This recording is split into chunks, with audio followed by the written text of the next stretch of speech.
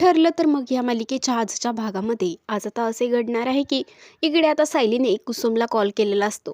कुसुम आता लगेच सायलीला बोलते की सायली, लग्नाच्या गेल्या दिवशीपासून तू मला आज कॉल करतीयेस, म्हणजे तुला आज आमची आठवण आली म्हणायची खरं.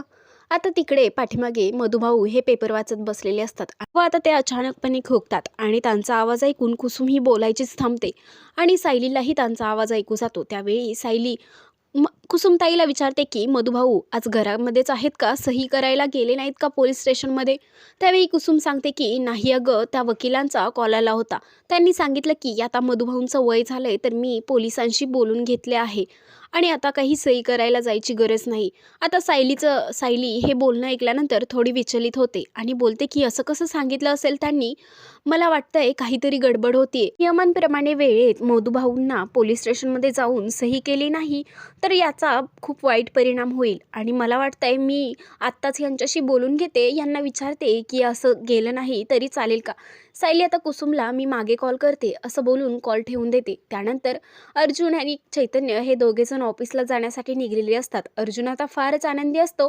सायली आता अर्जुनला कॉल करते. त्यानंतर अर्जुन हसतो व सायलीचा कॉल रिसीव्ह करतो. त्यानंतर बोलतो की मिसेस सायली, तुम्ही माझं बोलणं जास्तच मनावर घेतलेलं दिसतंय.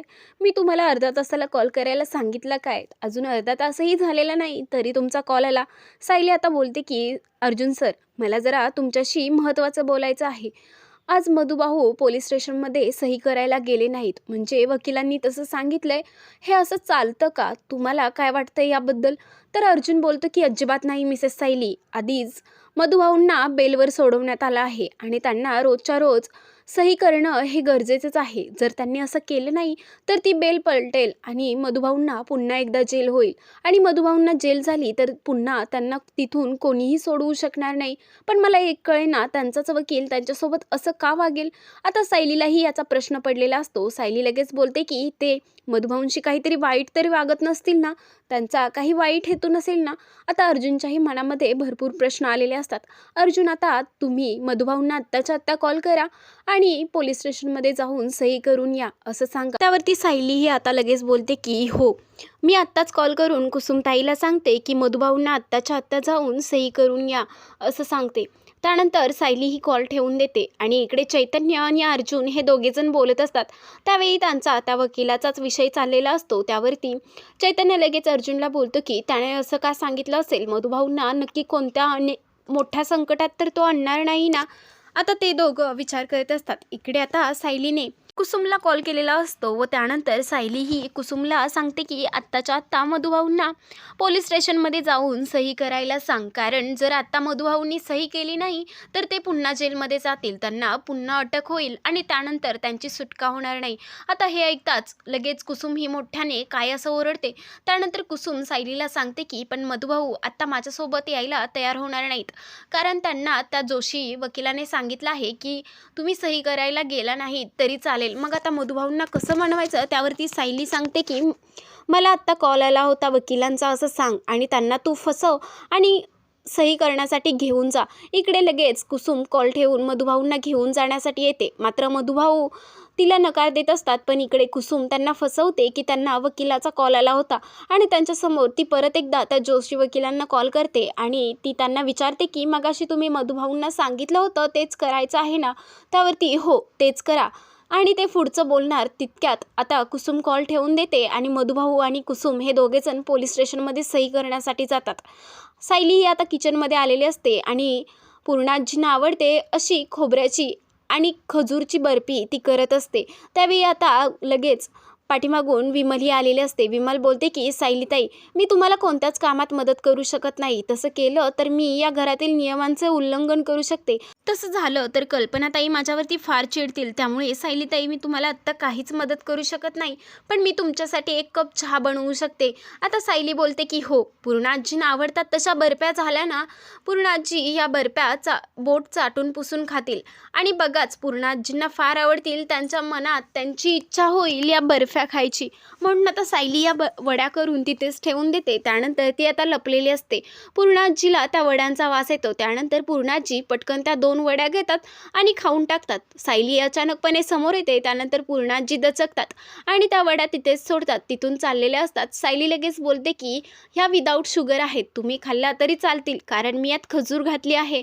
आता सायलीचं त्या अपमान करतात. त्यानंतर बोलतात की मला तू केलेलं काहीच नाही, असं बोलून त्या तिथून निघून जातात. पाठीमागून विमल ही लगेच येते आणि विमल आता सायलीसाठी चहा ठेवते आणि पाठीमागून कल्पनाही आलेली असते. कल्पना विमलला सायलीसोबत पाहून विमलवरती ओरडते आणि बोलते की तू सायलीसोबत का आहेस, तुला सांगितलंय ना बाहेरच्या लोकांसोबत थांबायचं नाही. आणि विमलला ती तिथून घेऊन जाते. सायली हे आता चहाचा कप तिथेच ठेवून तिथून निघून जाते. तर दुसरीकडे अर्जुन हा जोशी वकिलांचा पाठलाग करत असतो. त्याला सत्य जाणून घ्यायचं असतं की जोशी वकिलांनी मधुभाऊंना असं खोटं का सांगितलं असेल. जोशी वकील हा आता महिपतच्या वकिलांसोबत हात मिळवत असतो आणि ते सर्व आता चैतन्याने अर्जुन पाहतात. त्यानंतर अर्जुन लगेच चैतन्याला बोलतो की हा जोशी ह्या महिपतच्या वकिलासोबत काय करत आहे. आता महिपतचा वकील लगेच जोशीला सांगतो की चला, बॉसनी तुम्हाला आत्ताच्या आत्ता बोलवले, बॉस तुम्हाला बक्षीस देणार आहेत, असं बोलून ते दोघेजण आता महिपतकडे जायला निघलेले असतात. आता अर्जुन आणि चैतन्य हा कोण बॉस आहे म्हणून हे पाहण्यासाठी आता त्यांच्या पाठोपाठ जातात. आणि इकडे ते दोघेजण आल्यानंतर महिपत जोशीचं अभिनंदन करतो, जोशीला पैसे देतो. त्यानंतर जोशीचं तोंडही गोड करतो, कारण त्याने मधुभाऊंची सही चुकवलेली असते असं आता त्यांना माहीत असतं. पण इकडे मधुभाऊ आणि कुसुमताई जाऊन पोलीस स्टेशनमध्ये सही करून आलेले असतात. हे आत्ता जोशीपर्यंत पोहोचलेलंच नसतं. आता अर्जुन आणि चैतन्य हे दोघेजण पाहत असतात. तर जोशी हा महिपतच्या घरी आलेला असतो. हे पाहून अर्जुन आणि चैतन्याच्या पायाखालची जमीनच सरकते. आता अर्जुन हा व्हिडिओ रेकॉर्ड करतो. त्यामध्ये जोशी हा महिपतशी हात मिळवत असतो. आता हे सर्व व्हिडिओ रेकॉर्ड करून चैतन्य आणि अर्जुन तिथून निघून जातात. घरी आल्यानंतर आता सायली ही जेवण करत असते. आता अर्जुन तिच्याजवळ येतो आणि तिला बोलतो की मिसेस सायली, पटकन आपल्या रूममध्ये या, मला तुमच्याशी महत्त्वाचं बोलायचं आहे.